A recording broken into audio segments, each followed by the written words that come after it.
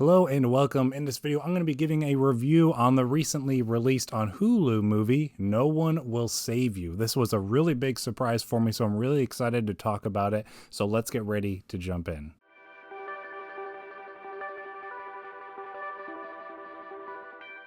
So, as I just mentioned, this was a surprise for me, and I was originally just planning on doing a short letterboxd review on this one, but I just really liked this movie and wanted to talk more than a minute on it. So I went into this movie knowing next to nothing about it. I knew it was some kind of abduction alien sci-fi movie, but that was about all I knew. I knew that, I knew the title, and I knew it was on Hulu. And so I had heard some good buzz on it. Now I didn't look at anything specific, but I'd heard good buzz, so I wanted to go check it out.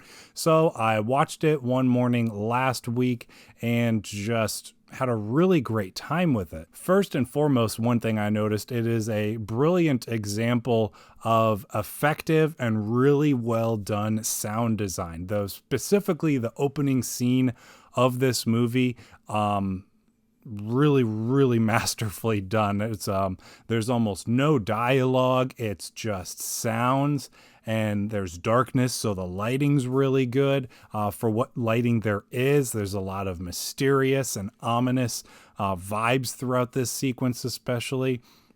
And I thought it was a perfect introduction to what the rest of this movie was going to be. And whether it was that sound design, the music, or the lack of any of that really, and the silence, it's all just really effective and really impactful for what the movie is doing. Not only that, but the movie is very well shot and very well directed. I thought I was in very capable hands all throughout. It was really cool as well because I almost never really knew where the movie was going.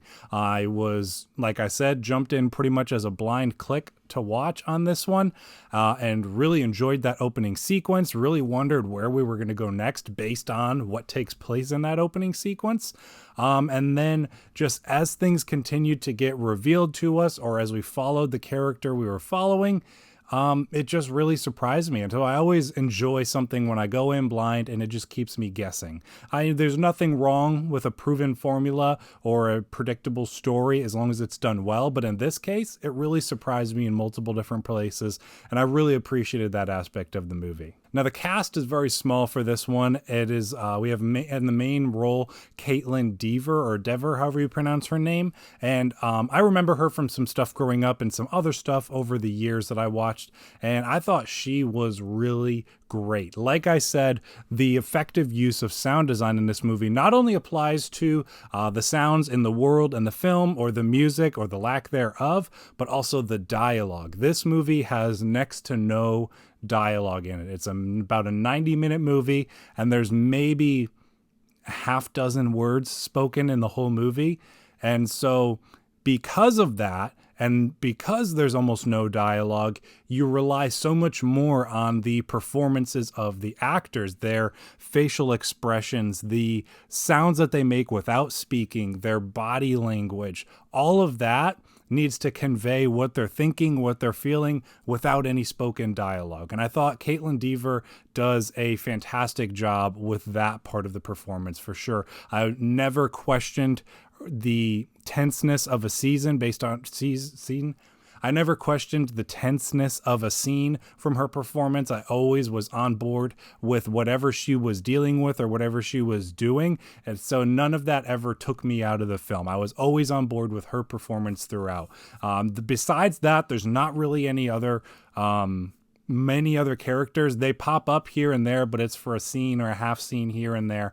And so most notably is her performance as the stand-up, as she's the primary character for the movie. So I've hinted at already the tenseness throughout this movie. And these thrills are very exciting. From the opening sequence and the roller coaster of emotions and fun that are throughout, it carries all the way through the rest of the movie, I think. While that opening sequence is fun in its own right because of the uniqueness of the situation and the way that it was directed and performed and acted and all that, from there, it becomes a much deeper and more thoughtful movie. Now, it's certainly subversive and surprising to the point where it's probably not going to work for everyone. It's probably going to be one of those movies that's a little bit more divisive in that you might fall in the camp of thinking it was okay or not caring for it too much, depending on that ending. Or in my case, you just really thought it was a great movie all around. And that story and the themes and the messaging of the film just further enhance that. So for me, it totally worked. I thought everything came together really well, from the filmmaking to the performances to the story, and then how it even wrapped itself up.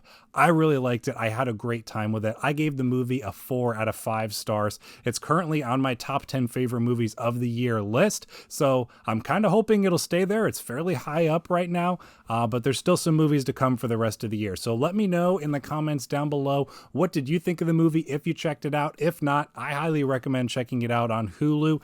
It's another one of those ones that I hope we can maybe get a Blu-ray for one day, because I would love to have a Blu-ray with some behind the scenes features and stuff like that to check out. So thank you for sticking around to the end of this video. I hope you enjoyed it. I will see you in the next one.